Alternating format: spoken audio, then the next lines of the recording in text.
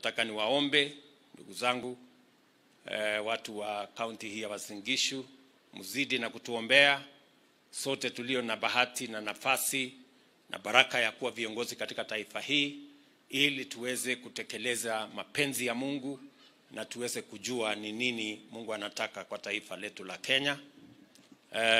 Huyu Omondi ambaye ni chairman wetu wa kanisa hii hapa, alikuwa kansela wetu hapa zamani. Siku hiyo alikuwa bado kilo yake ilikuwa chini. Na ni mfanyabiashara katika tauni hii yetu. Asante sana my friend Omondi kwa kutoa uongozi wako na kusaidia kujenga kanisa hii, na mmeniambia ya kwamba mnataka tukamilishe kabla ya Disemba. Ndio. So, na mimi najua ni mapenzi ya Mungu hivyo tukamilishe kabla ya Disemba, na kwa sababu hiyo nasikia mlifanya mchango last week. Sasa wewe utachukua hiyo mchango ya last week ufanye ×2, unipatie invoice, nitakutumia. Sawa sawa.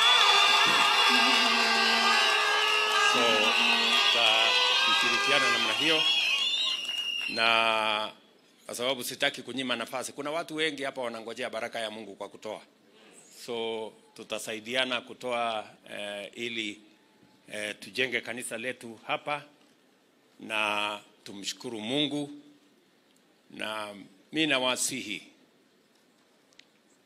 nawasihi ya kwamba msitishwe na wale ambao wako kwa mitandao ati wanajaribu kutuambia ya kwamba hatuwezi kujenga kanisa la Mungu. Tutajenga kanisa la Mungu Kenya hii. Yes. Hatusemi, sijasema wapende wasipende, sijasema hivyo. Lakini tutajenga kanisa la Mungu Kenya hii.